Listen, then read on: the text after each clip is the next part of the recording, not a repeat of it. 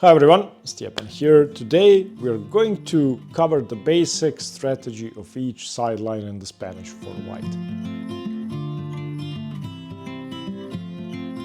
So of course, when white plays bishop b5, black is the first one who's able to deviate. And, black's main move is a6, after which white's sidelines come into play, but black can also play the Berlin, the Schliemann, and all the other deviations at their disposal. We have covered that. Today we are covering the sidelines for white after a6. The first one is the exchange, of course, where white plays the move bishop c6. Then all the other sidelines come after bishop a4. Black plays the move knight f6. And now on move 5, white has several choices, and I'm going to explain the strategy of each one. Firstly, the Worrall or the Worrall attack with queen e2.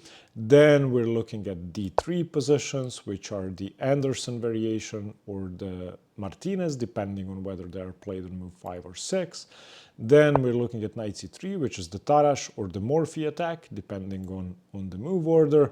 And then finally, we're looking at the Mackenzie or the center attack. But we're also going to be covering the delayed exchange, which can happen now, or it can happen one move later after bishop e7 and then takes on c6.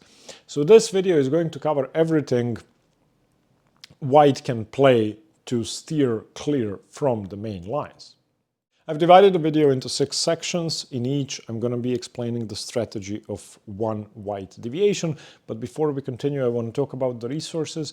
First of all, I've created a Spanish repertoire for black, which is based on the Chigorin closed Spanish.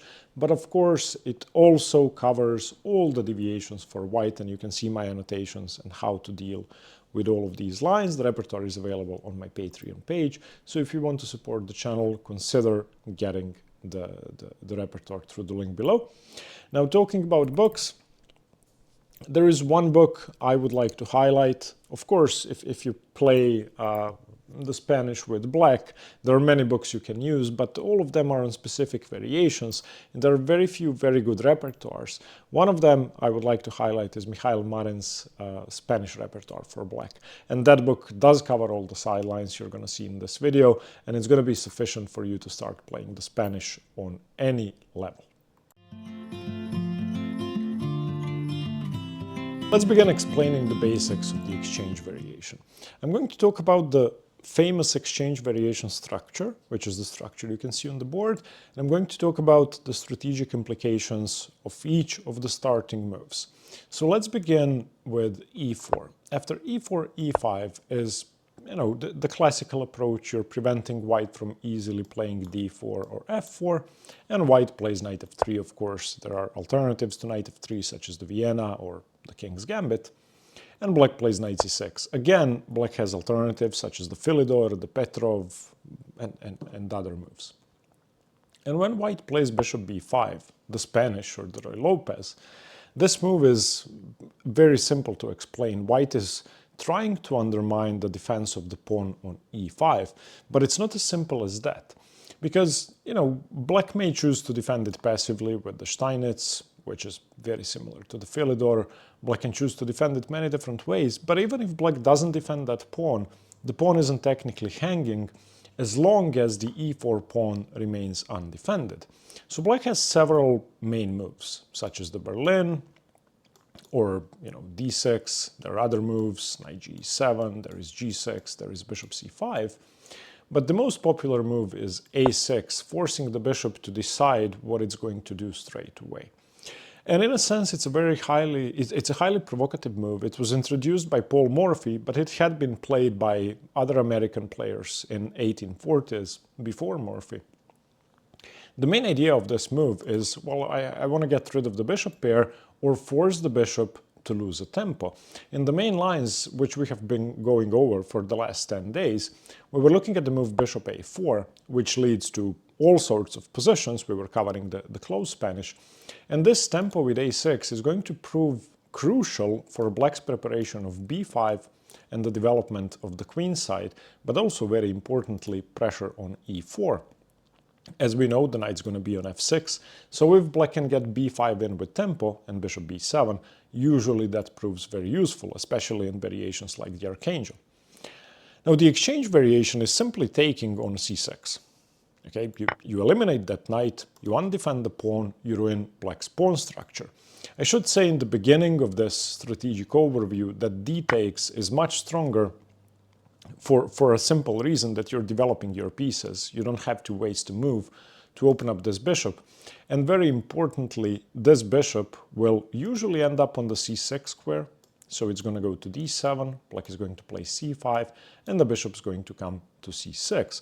If black were to take with the b pawn, which is playable, it's not an unsound move, you capture towards the center, but it's almost a tempo down position compared to the Steinitz, which begins with excuse me, d6 instead of a6, where you can get a similar position, but you don't want your pawn on a6.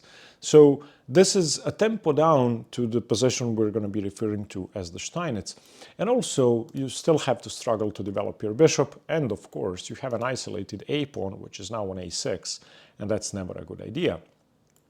The upside of taking with the b pawn is that you can actually comfortably defend your pawn on e5 without having to resort to different defenses we're going to have a look at when black plays d takes c6. Because when black plays d takes c6, the pawn on e5 is undefended. And this is going to be the main strategic theme of the beginning of the exchange variation. How does black defend that pawn? It's obvious that white shouldn't take it now, and that's the first thing I want to highlight. This is a pattern known from many different variations of the Spanish. If white were to take the pawn on e5, that is not a free pawn. It's a serious mistake. Black has a decisive advantage almost with the move queen d4, a simple double attack on the pawn and on the knight. Black regains material with interest. However, after white castles, this pawn actually is hanging. So the implications of dc6 are mostly based on defending this pawn. Black needs to have a plan moving forward. So we are going to divide the theoretical section of this video into 5 main ways to defend the pawn. The main way is f6. You're simply defending the pawn on e5. Then we're going to have a look at bishop g4, which pins the knight, the main attacker, on e5. We're going to have a look at queen d6 and queen f6, which both directly defend e5. And finally, we're going to have a look at bishop d6. Every single one of these 5 moves come with a major downside. So apart from activating the bishop and giving the king relative shelter on the queen side once the bishop has moved, black has compromised the structure and given himself a hard time defending the pawn on e5. That's the most basic problem of the exchange for black. Now, the basic strategic upside of the exchange variation for black is that black has won the bishop pair, and it's not just any bishop pair. These 2 bishops are wide open, controlling the entire board. They have a lot of flexibility. They can be developed to many different squares, and especially the light-squared bishop, which is unopposed, is usually going to pose problems for white. So that's the upside. Now, having a look at this structure, we need to understand what the basic premise of the exchange variation is. So let's have a look at the structure on its own. If we imagined that all the pieces in the exchange variation got traded off, this would be very close to a winning king and pawn endgame for white. The engine draws, sure, but black needs to be extremely careful. And there's a very simple reason why. As soon as white, or we should actually have a look at this structure after, let's say, f6 and d4, which is how white continues, e d4, knight d4. This structure it's even easier to see why white has an advantage as the pieces get traded down. Why is that? White has a passed pawn on the e file, and there is nothing black can do about that. White is going to create a passed pawn, and all that's necessary is f4 and e5. Now, whether that pawn is going to be strong, whether it's going to be dangerous, whether it's going to promote to a queen or get traded off or even captured, depends on, firstly, which pieces are left on the board, secondly, where the kings are. So if we have a look at the basic structure, once again, as soon as white prepares d4, let's say c3, d4, or as soon as white trades the d pawn while the pieces are on the board for the e pawn, white has a passed pawn.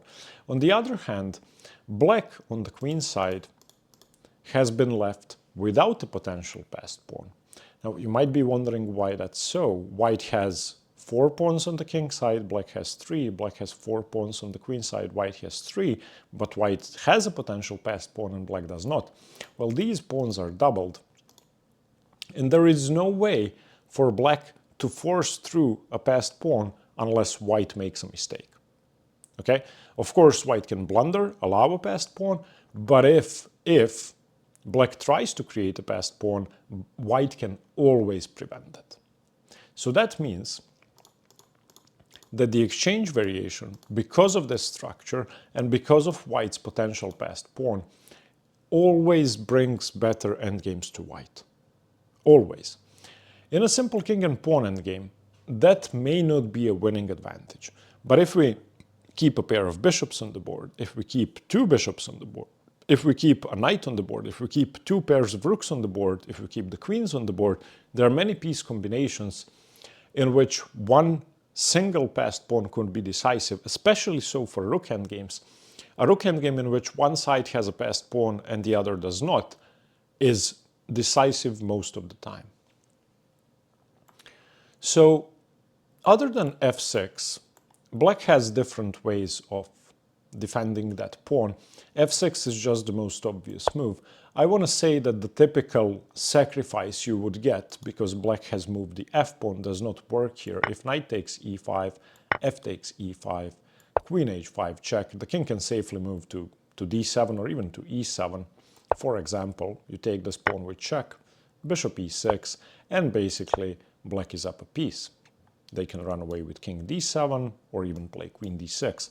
So the main type of sacrifice does not work for white. Therefore, f6 is not an easy move to punish tactically. And in the theoretical section, we're going to have a look at 5 different moves. Firstly, f6 defends the pawn very directly. It gives the bishop a square without being harassed with knight g5. Black can then castle queenside, and the other pieces are going to be developed, for example, like so. The other move that's very, very popular on the highest level and on every level is bishop g4. And this is a move we're going to have to learn concrete lines against. This is a move I recommend in my exchange in my Spanish repertoire for black. Against the exchange variation, this is the move I play when I have the black pieces. And of course, in the repertoire for white, I'm covering all 5 moves. But basically, this undermines the attacker of the e5 pawn. So after bishop g4, white plays the move h3, and the bishop doesn't have to move. There is a very famous pattern. Because white has already castled, black can play h5, and the bishop is immune. If you take that bishop, you either keep the knight in place and lose the knight with interest for black, or you move the knight and you get mated. For example, knight e1, queen h4, and white resigns its mate in 3. For example, f3, g3, and there's going to be mate. So that's bishop g4. Those lines are going to be extremely sharp and different to everything else we know. Then we're going to have a look at queen d6 and queen f6, which are less committal than playing f6 or bishop g4. And finally, we're going to have a look at bishop d6. But we can divide the theory into the 2 most common moves, f6 and bishop g4, and then the sidelines. I should say that each of these moves has its own strategic implications. For example, when the queen is on d6, the knight might come out to a3 and to c4, harassing that queen. So there are strategic patterns connected to each move I'm going to explain in detail.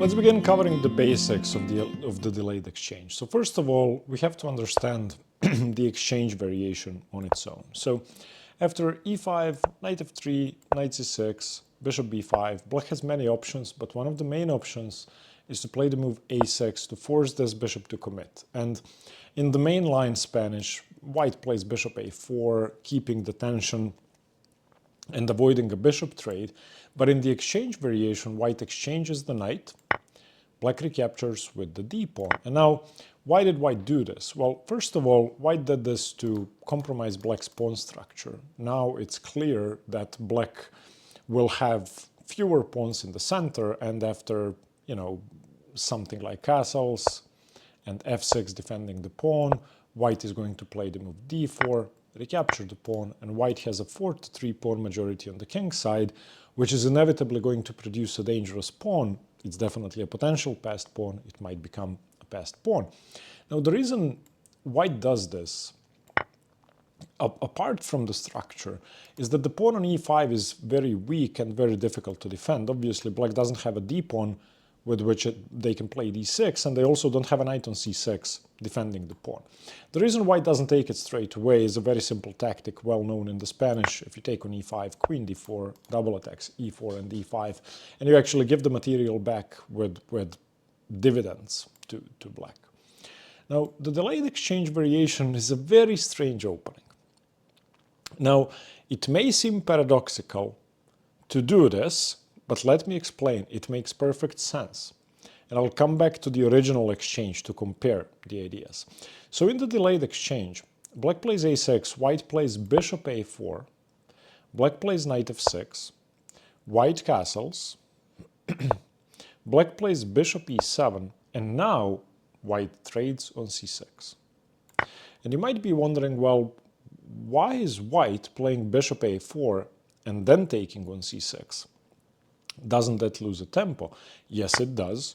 It does. However, the huge upside compared to the normal exchange variation is that ways of defending the e5 pawn for black are limited. Now, look at this position. This is the delayed exchange. How can black defend the pawn on e5?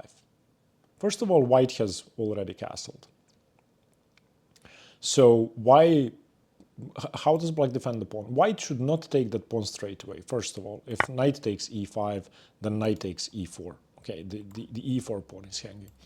But white can defend the pawn several different ways, either queen e1 or, you know, d3, which is the most common move. Now black has to defend e5. In the normal exchange variation, so let's go back to the original exchange. So e4, e5, knight f3, knight c6, bishop b5, a6, takes, not taking straight away, but castling, threatening the pawn. Black plays f6, or bishop g4, pinning the knight to the queen, thus defending e5, or queen d6, or queen f6, or bishop d6. Those are the 5 options. I have covered all of them in yesterday's video on the exchange variation. But looking at the delayed exchange, where white loses this tempo, and black plays knight f6 first of all, because this may still be the close Spanish. This move has first of all restricted black from playing f6 and queen f6. So two options to defend e5 are gone. White castles, and then black plays the move bishop e7. Now, why does white take now, and not on the previous move before castling, if queen f6 and bishop d6 have been restricted? And queen f6 and f6. Because now the bishop has moved to e7. So after the trade, takes, and d3, how many options does black have to defend that pawn? Well, if you want to go f6, you cannot, it's illegal. If you want to go queen f6, you cannot, it's illegal. The same goes for bishop f6. And if you want to play bishop d6, then you will have wasted the tempo because you already played bishop e7. And that's precisely why white does not play bishop takes c6 on move 5 before the bishop has developed to e7, but instead waits with castling, and only after bishop e7 they take the pawn. So the delayed exchange variation makes perfect sense. It makes perfect sense. Even though it loses a tempo, black is now forced to defend remarkably uncomfortably. So there are basically 4 moves you can play. You can play bishop g4, still pinning the knight. However, if we have a look at the normal exchange, once again, castles, when black plays bishop g4 in the normal exchange, White plays h3, black plays h5. This is the only active move. Why? Because now if white takes this, white is losing. The queen is coming to h4 and you're getting mated. And in the delayed exchange, if you play the delayed exchange, and then after d3 you want to do the same thing, well now, after h3, the bishop is on pre, and h5 simply loses a piece because there are a bishop and a knight in the queen's way of coming to h4. Okay, so the same defense does not work. After h3, you have to take. Otherwise, you just move your bishop again and they win the pawn. If, for example, bishop h5, g4, knight takes. So bishop f3, gf3. And as opposed to the normal exchange variation, white has gotten the bishop pair straight away. So bishop g4, one option. The second option I really don't want to take seriously is playing bishop d6 on move 7. So black has just played bishop e7, and now they play bishop d6. Well, if white has wasted the tempo in the delayed exchange with bishop a4, and black has then given that tempo back, well, great. No downside to the delayed exchange. And the two sensible options are queen d6, and the best one by far is knight d7. Now, in my repertoire for black, I of course recommend knight d7. That's the best move. And the idea is pretty simple. The knight comes to d7.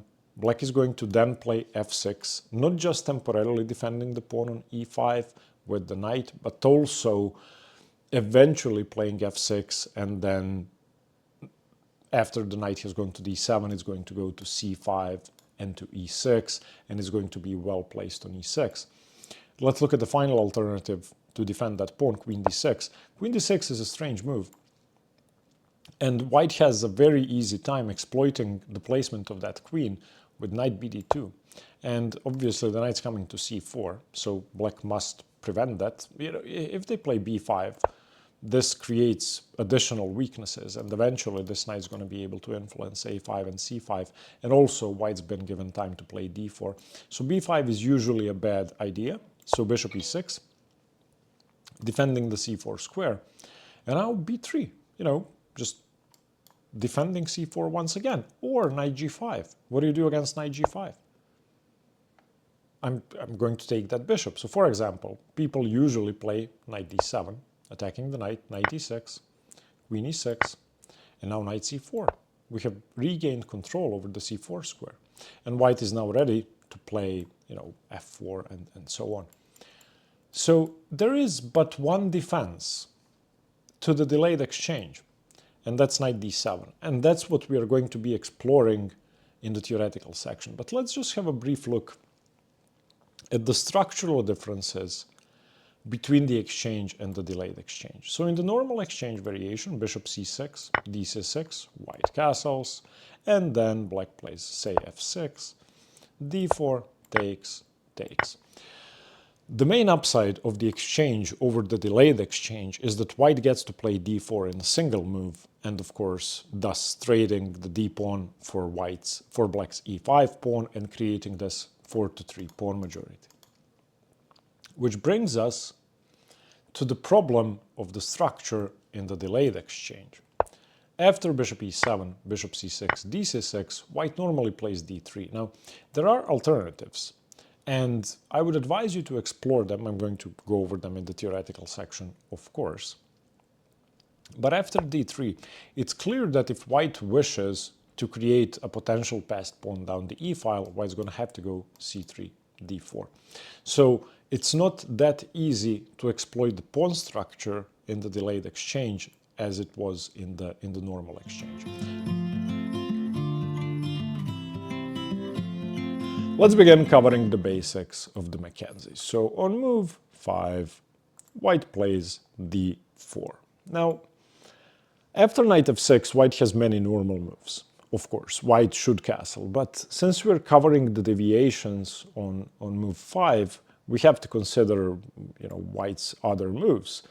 There is d3, there is knight c3, there is queen e2, and there is d4. There's also bishop c6, the delayed exchange, which is normally played on move 6, but it's still playable here.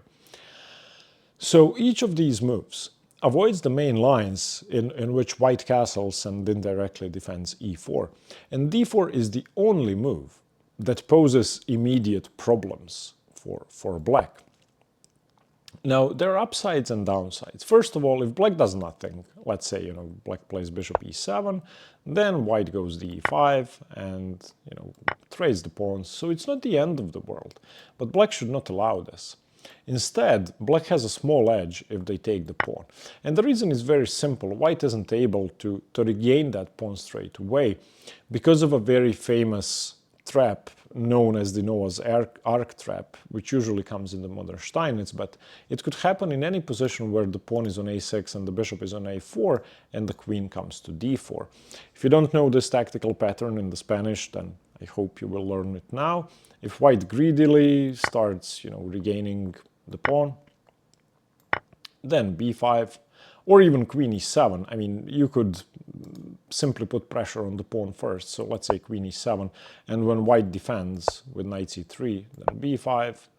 If bishop b3, then c5, the queen moves away, and then of course c4, and you win the bishop. So basically, recapturing the pawn in the Mackenzie straight away is immediately losing. Now I should say, before we go any further, white can play the Mackenzie on move 6 as well, and that's technically called the center attack. So if after knight f6 white castles and black goes bishop e7, white can now play d4, playing the center attack. And of course, if white castles against the Mackenzie, these two are going to transpose. And I should also say that Mihail Marin, in his great book Spanish Repertoire for Black, calls this the central attack. Not the Mackenzie, not the center attack, but the central attack. Call it whatever you want. It's an opening in which white plays the early d4. Now, first of all, let's compare it to the Scotch. So when white plays d4 in the Scotch, after e takes d4, white can get away with knight takes d4. That's the most important difference. Knight takes d4 is, of course, the main move. And now there are no a6, b5 ideas, the bishop isn't hanging. When in the Mackenzie, white plays bishop b5 first, and a6, and bishop a4, and knight f6 and d4, then basically these moves have been thrown in. And there is a huge deal of difference. But the idea is the same. You want to break through black's center. Now, the reason the entire Mackenzie variation is dubious is that the pawn cannot be recaptured due to a series of tempi that result in the a4 bishop being trapped. And another thing that makes the variation unsound is the typical way to punish taking a central pawn and liberating a pawn, in this case e4, is, you want to advance. And in all the other openings, and there are probably 20 different openings where we see this pattern, one side takes a pawn and gives space, you would want to play the move e5. But in the Mackenzie, whereas this move would usually be a problem, it's definitely not a problem here. And in fact, this position is, slightly better for black. And the reason is simple. It's according to the engine minus 0.3. So you don't have this typical advance with e5 because the knight has a very useful square to go to with tempo. So unfortunately, if you want to play the Mackenzie the way you'd want to continue tactically and strategically, black plays e d4, you go e5, does not work. That being said, that has been played. Vugar Gashimov won a game against Tachiev. He won a game against Haba Peter. And, this is reasonable. Black is only slightly better. But at the end of the day, the knight gets to c5. That's a very useful square, and black has an advantage. So that's another thing that we must be aware of. The second thing we must be aware of is that after d4, e4, white of course castles, white does not play e5, so castles, black needs to play passively. Okay, if black tries to stay active with, let's say, bishop c5, then black is in trouble. So black plays bishop e7, in anticipation of a very annoying pin, bishop g5. Since white has played d4, there is no, slow maneuvering c3, d4 and all that stuff. White's ready to go bishop g5. So actually, if you go bishop c5, trying to have an active position, this is a very bad idea. With the pawn advancing to e5, you cannot do this. There is bishop g5, but there's also the immediate e5. And now the same pattern of knight e4 and knight c5 does not work. There's a bishop on c5. So where's your knight going to go? e5. Of course, if you play knight e4 here, then you lose. Rook e1, the knight has no squares. It's as simple as that. If you go d5, then I take it, and you end up losing material. So bishop c5 is a bad idea because of e5 and because of this pin. Even if you somehow deal with this, say you go knight g4, then there's h3. If you take on e5, knight e5, knight e5, rook e1, and bye-bye knight. That's it. There's queen h5 coming after f6, and so on. So black cannot play actively. Bishop c5 does not work. So basically, the theory begins not after d4. The theory begins after d4, e takes d4, castles, and bishop e7. And this is what I said, we are transposing to playing d4 on move 6. Had white played castles instead of d4, black would have most likely played bishop e7, and then we have the Mackenzie theory.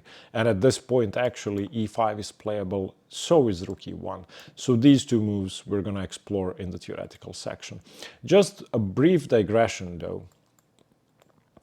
If you don't want to play the Mackenzie proper on move 5, but instead you decide to castle, then you have to deal with a series of deviations black could go for. Black, of course, does not have to play bishop e7. They can play knight e4, the open Spanish. They can go for the archangel with b5. They can go for the neo-archangel with bishop c5. Many, many deviations. So I would advise you, if you want to play the Mackenzie, play it on move 5. That way you reduce black's options.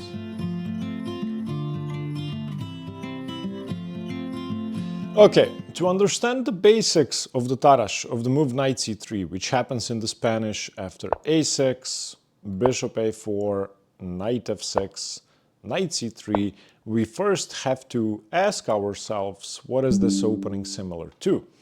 And one thing you will notice is that 4 knights have been developed. So this is basically the 4 knights with the moves a6, bishop a4 inserted. The normal 4 knights would be after, knight f3, knight c6, white goes knight c3, and black goes knight f6. And now if white plays the move bishop b5 in the 4 knights without a6, bishop a4, then black has 2 very common options. One of them is knight d4, the other one is bishop b4. Neither of those work in the Tarrasch move order. So you could say that the Tarrasch Spanish is, an improved 4 knights. So why don't they work? First of all, if bishop b4 in the normal 4 knights, white can do many things such as castles, but knight d5, the usual response does not work because the bishop is still on b5 and it's going to be attacked after dc6. That may sound strange, but let's look at the variation. Let's see why this is bad for white. So takes. And e4, if white takes on c6, black is going to take back, and there are 2 pieces hanging. Therefore, black has absolutely no problems here. Black is fine. The second move after bishop b5 in the 4 knights is knight d4. And now, of course, the bishop is attacked. In the Tarrasch, with the moves a6, bishop a4 inserted, the bishop is not attacked. Okay, so let's move on to the Tarrasch. So that's the first thing. After a6, bishop a4, knight f6, knight c3, we now have the 4 knights with these 2 moves inserted. Now, let's figure out why black cannot play the same way.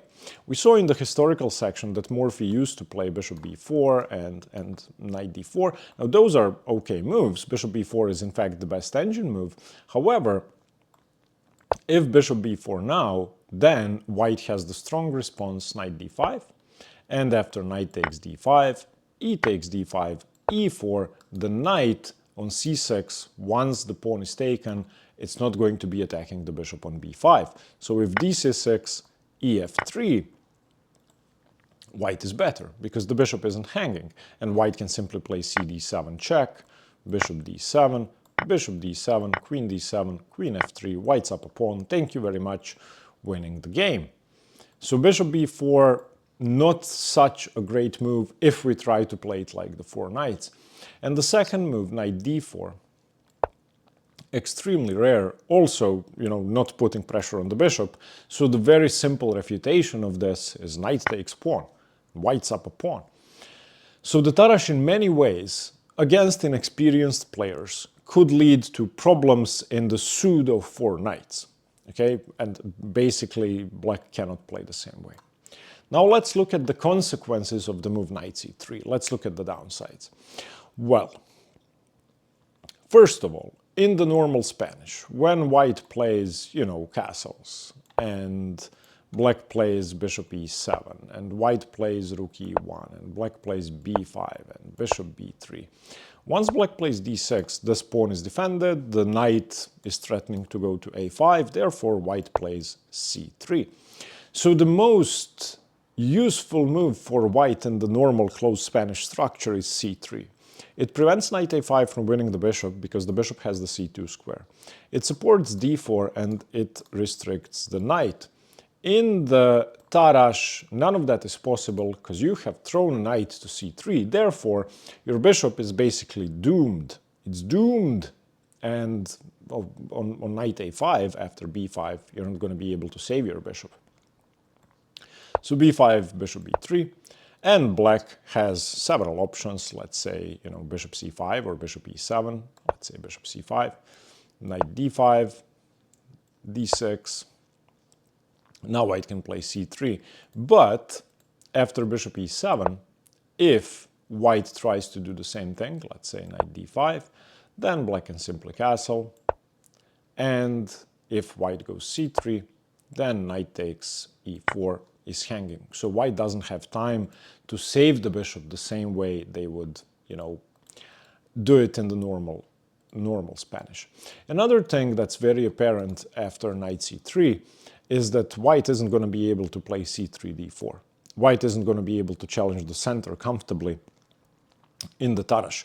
The upside, of course, of having played knight c3 is that the pawn is hanging. So, the upside, the tactical threat that's being set up is, well, I'm going to take your pawn on e5. It doesn't work yet because of a pattern. So if, for example, bishop e7, you cannot simply play bishop c6, dc6, and knight e5. I mean, you could, you're not losing. But after knight e4 and knight takes, then black has a double attack on both knights, and black is fine. So the immediate tactical threat actually does not work. However, the two most common ways to parry knight c3 are b5 and bishop c5 that prevent the loss of the pawn very concretely. So those are the strategic basics of the Tarrasch. Now let's have a look at the actual theory. Okay, I'm going to be covering the basics of the Anderssen, but I'm also going to be covering the basics of the Martinez variation, and I'm going to remind you of the basics of the Pilnik variation. All of those names, Anderssen, Martinez, and Pilnik, are white playing d3. And d3 can be played on between moves 4 and 10, basically.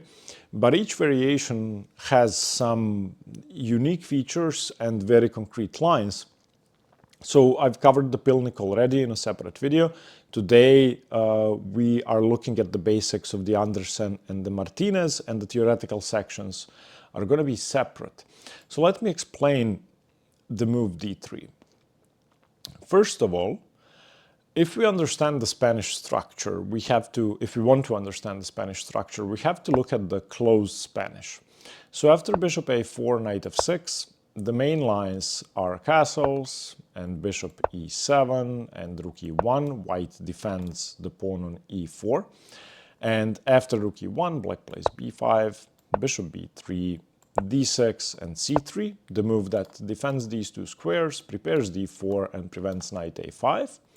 And after black castles, white plays h3 in the main lines, d4 in the eights, and d3 in the pilnik.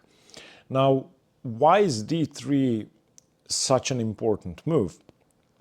First of all, it comes with a major downside. Whether it's played now or on move 5, like in the Anderssen, or on move 6, like in the Martinez, or on move 9, as is the case here in the pilnik, it's a loss of tempo for white, because white's going to have to play d4 at some point to gain a central advantage, so basically you're wasting a tempo. And the upside is, you don't have to babysit the e4 pawn, and you don't have to delay knight d2, knight f1, knight g3. Now that's the case in the pilnik, where the rook is already on e1. In the Anderssen and the Martinez, the situation is different.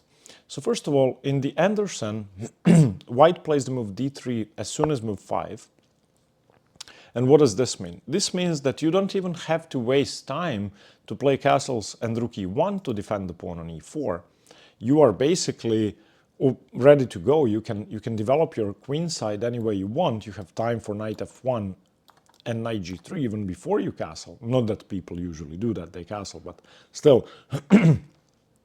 So your e4 pawn is permanently defended. That also means that the e5 pawn is actually hanging. So when you play the Anderssen move order, we have an immediate threat. So if black just carelessly plays bishop e7, white is winning, because white eliminates the knight, white takes the pawn on e5, and there are no queen d4 tricks, there is nothing here. You're just down a pawn, and the pawn on e4 is defended. So in the Anderssen move order, when white plays d3 on move 5, they defend the pawn on e4, and they threaten to take on e5, which is exactly why black must play something incredibly active, like b5 or d6 or bishop c5. I'm going to get to that, and I'm going to explain the theory in the theoretical section. Now, in the Martinez variation, white plays d3 on move 6. What's the difference there? So if white castles, plays the main move, that means that white is accepting the possibility of the archangel or the neo-archangel with b5 and bishop c5, or the open Spanish, which is the variation most people try to avoid. If you castle on move 5, then black can just take on e4, and now you have the open Spanish. You're never playing d3, you're playing d4, and it's a completely different set of opening lines. However, if white does castle on move 5, and black plays bishop e7, white now has the option to continue with the main lines with rook e1, white has the option to play the delayed exchange, or white has the option to play d3. d3, the so-called Martinez variation, is of course going to transpose to the Anderssen, playing d3 on move 5 in many cases, if black against d3 on move 5 plays bishop e7. Not here, of course, we saw that it loses a pawn, but say black plays b5 and bishop b3 and bishop e7. This is now just a transposition to the Martinez, which is why I'm showing you the basics of all three d3 systems together. So d3 on move 5, d3 on move 6, d3 on move 9. Watch my video on the pilnik, please. I'm not going to be focusing on the transpositions to the pilnik variation. Once again, the pilnik occurs out of the main line closed Spanish, so castles, bishop e7, rook e1, b5, bishop b3, d6, white now must play c3 or knight a5 is going to win the bishop pair, black castles, and white plays d3. Of course, h3 is more common, the yates with d4 is more common, but d3 is the pilnik. Now, let's compare the d3 systems to what black can do. So, if you ever read Mikhail Marin's Spanish repertoire for black, which once again is the best book you can get on the d3 variations, he explains that the pilnik is very, very similar to the Steinitz. When black plays the Steinitz, they play d6 straight away. And that means that they've secured the e5 pawn. They're going to be running into potential problems with d4, d5. And of course, if white is ever able to play knight c3, which they are, the Pilnik is going to greatly resemble the Steinitz. So, for example, if a6, bishop a4, knight f6, d3, obviously white is able to develop their knight to c3 if they wish to do so. Normally they don't. They can also play, c4 here. There are many moves. But let's say. So the Steinitz is a very complementary opening to the Pilnik. Now, Mikhail Marin in his book says that this move, the move d3, the Anderssen or the Martinez or the Pilnik, shouldn't be viewed as a concrete variation, but as a setup. White can choose to play d3 at any point between moves 5 and 10, often transposing. Okay, the Martinez variation, which is d3 on move 6, is slightly different because you assume that black isn't going to play the open Spanish or the Archangel, but you should study them together. Okay, and once again, this slow way of playing is very similar to the Steinitz, and Steinitz actually played d3 against the Berlin as well. If people did not play a6, he would, against knight f6, he would once again play d3, the anti-Berlins, and get, similar positions if we transpose. And d3 looks like a loss of time, and it might be arguably, but it can turn against black very, very quickly if he spends the extra tempo white is eventually going to spend on playing d4 in 2 moves in the wrong way. So black can easily go wrong. Now let's cover the basics of the d3 systems together. So bishop a4, knight f6. Once again, playing d3 on move 5 is definitely more committal for white, but it also avoids a ton of theory. Playing d3 on move 6 allows the open Spanish or b5. Therefore, it's less committal, but you have to know more lines. Okay, so d3. Now, in my repertoire for black, I recommend the setup with bishop c5 against d3 systems for white. And of course, we cannot play bishop c5 against the Pilnik as black because, we are already in the mainline closed Spanish. Our bishop is on e7. But when white plays d3 on move 5 or 6, we actually can get away with bishop c5. And one very important thing we have to note is that bishop takes c6, dc6, knight e5 now loses to queen d4. That's the idea behind bishop c5. It's a battery against f2 that prevents white from playing this very simple tactical blow. So that's a tactical theme we have to know. Bishop c5 actually prevents knight takes e5. So that's one way for black to play. The other 2 lines are very similar to the main lines of the closed Spanish and are highly likely to transpose to the Pilnik if white wishes to do so. And they are b5 or d6. And these 2 moves are likely going to transpose. So after d6, black has, of course, black doesn't have the option to play bishop c5 anymore. And white can choose to play the Pilnik with c3. That's perfectly fine. Again, I'm not going to be covering the theory here. You can watch the Pilnik video, but black has some separate variations they can go for. So when you play d3, when you play the Anderssen, or when you play d3 on move 6, the Martinez, black has other options. Okay, black can play, g6. Why? Because white does not have a rook on e1. You're not breaking through with d4 easily. There is no pressure after e5. So black has different ways of developing we're going to be covering in the theoretical section. However, of course, black can after c3 just oblige and go into the closed Spanish. And after castles, we are now transposing to the Pilnik variation. This is just a normal Pilnik, b5, bishop c2 or bishop b3, Pilnik variation. If you play bishop c2, it's slightly different. We're still in the Anderssen. The bishop is on c2, not on b3. So for this, watch the Pilnik video. Now, against d6, against these moves with which black attempts to enter the main lines, white doesn't have to oblige. white can go for separate variations. And white can, for example, play the move c4, completely changing the nature of the position, using the fact that black has not played the move b5. And black can again choose to play bishop e7 or g6. If they go for g6, white now develops with knight c3, bishop g7. This is the so-called Tarrasch variation. After c4, it has a separate name. And one of the ideas of the early knight c3 is to play knight d5 with the threat of bishop g5 eventually. So there are many ways to play. Many ways to play, but the thing we must remember is that d3, whether it's played on move 5 or on move 6, can potentially lead to the pilnik, to the normal closed Spanish with d3, and white will then have to play c3 and d4 to justify that setup eventually. And the reason white plays this is to overprotect the e4 pawn, allowing themselves the time to finish the development of the queen side easily without any problems. Now, if white castles and black goes bishop e7, let's say they accept the Ramirez, white plays d3.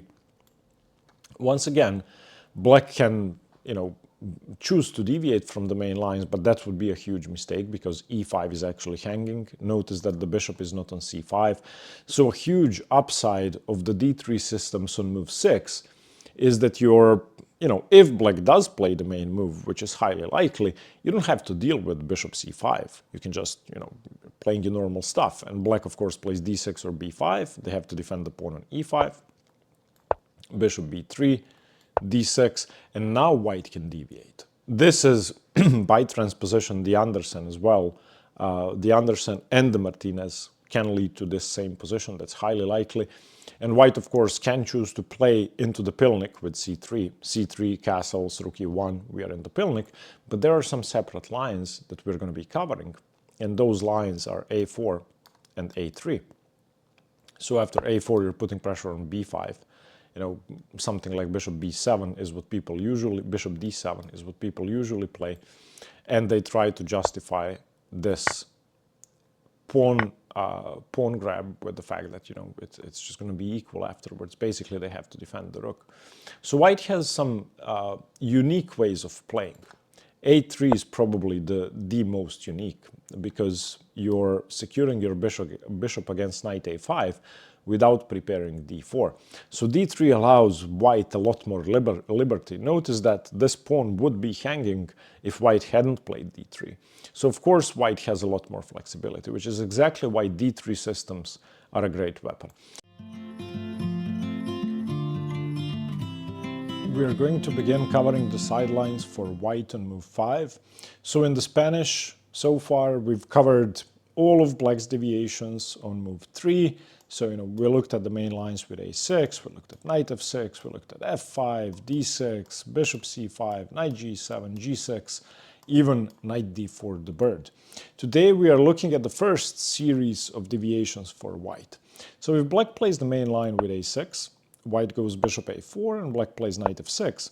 So far, we have only been covering the main move, which is castles. And if you look at the database, castles has been played, 90,000 times. But in the following days, we're going to be looking at deviations for white on move 5. So what can white do if they don't castle? And the first deviation we're going to have a look at is queen e2. Now, queen e2 is, again, you heard in the introduction, it could be called the Worrall attack, it could be called the Worrall attack. It doesn't really matter. At first, I wanted to cover the two moves separately. Technically, the Worrall is queen e2 on move 5, and the Worrall is queen e2 on move 6. But since they are only one move apart, it's almost inevitable that they will transpose if black doesn't play nonsensical moves. So in the end, I've decided to cover them together. Mihail Marin calls this the Worrall attack. He calls both moves the Worrall attack, and in fact he says it doesn't matter whether white plays queen e2 on move 2 or move 5 or move 6. In the following days we're going to look at the other deviations, d3 and knight c3. And we're also going to have a look at d4, which is the Mackenzie. We already had a look at all variations of the delayed exchange. So this is another sideline we have already covered. So if you can see what all of these moves have in common, they defend e4 indirectly or directly. So when white castles in the main lines, if white takes on e4, this is the open Spanish, and white gets a lot of compensation for that pawn, gets the pawn back. We've covered the open Spanish completely. But most of the time after castles, black does not take that pawn. Black plays bishop e7 and just moves on with their life, or b5. Now, all the other three moves, starting with queen e2 and including d3 and knight c3, defend e4 very, very actively and concretely and directly. Queen e2, the Worrall or the Wormald, is the most interesting of the three. Now, I should say that Mihail Marin thinks very highly of d3 systems. They are very flexible, but queen e2 is also very important and very interesting. Now, once again, you could play this on move 5 or on move 6. What's the idea? Well, the first idea behind queen e2, simply put, is you defend e4. Okay, so that's the first idea. The second idea we must factor in is the surprise factor. So most players with black are going to be used to castling. The majority of the games are castles. So queen e2 has a great surprise factor, especially against inexperienced players. Thirdly, probably most importantly, it enables the rook to come to d1 quickly. So if we have a look at, a normal position like bishop e7, followed by c3, and let's say b5 and bishop b3 or bishop c2, it doesn't matter, let's say bishop b3. Castles, castles, d6 or d5, let's say d6, rook d1. So the fact that the queen has moved away to e2 enables the rook to come to d1, and that's extremely important. Usually that rook is on e1, supporting the e4 pawn. Now it's very directly supporting the d4 pawn break, and it sits opposite the queen. So that's the first strategic upside we have to be aware of. The second strategic upside is when black plays b5, which is most commonly going to happen, and we get a normal Chigorin type of plan for black, c3, castles or d6, castles, d5 or d6, rook d1, knight a5, bishop c2. A huge upside of queen e2 in normal Spanish structures is that b5 is under even more pressure. So the major downside of black's move a6 and then the follow-up b5 is that the rook on a8 is not protected. So when white plays a4, white actually sets up a concrete threat of taking on b5. And normally in the Spanish, black reacts with either rook b8 or defending the pawn, or they shouldn't take, or advancing with b4. In the Worrall and the Wormald after queen e2, the pawn is double attacked. So you cannot simply, ignore that pawn. So when black plays c5, white can, let's say play d4, queen c7. Now, the third strategic problem. This bishop on c2, if black plays the main line, sort of Chigorin way, black is basically playing the Chigorin and not caring what white's doing, black sets up a threat of exchanging on d4, and the bishop might be hanging in the end, or the e4 pawn. So normally, if white just makes a random move, let's find a random move, I don't know, king h1, then c takes d4, c takes d4, followed by either bishop g4 or bishop somewhere else, usually bishop g4, and then the rook comes to c8, and your bishop's in trouble. So you shouldn't really allow this opening of the center in the Worrall, because you're technically one move down to the normal lines and your bishop could be hanging, which is exactly why in this key position, white usually shuts down the center, and when the queen comes to c7, plays the move d5. And this is the most important position in the Worrall. Notice that it resembles the Chigorin a lot. And in fact, black might play the move c4 with the idea of eventually rerouting the knight into c5, but white can fight against that with b4. You shouldn't give away the square. cb, ab, maybe, bishop d7, bishop a3. So white normally shuts the position down with d5. Now, once again, the move queen e2 is not the main lines. Of course, it's not the main lines. And there are definite downsides to the move, to the move queen e2. Now, one of the major downsides is,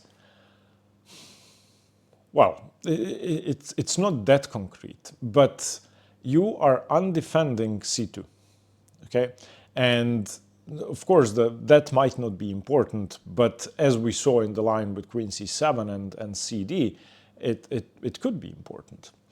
And another thing is you're not doing anything to develop, of course, and you're a tempo down compared to the main lines. So the Worrall attack and the Wormald attack, I'll just call it the Worrall because it's easier to pronounce, is definitely not a bad opening. If you turn on the engine, it says 0-0, and that's a problem. Of course, it's not as good as the main lines. But considering that there are two very specific strategic intents behind queen e2, firstly playing rook d1 and secondly undermining b5 with additional pressure from the queen, it's definitely a noteworthy deviation for white.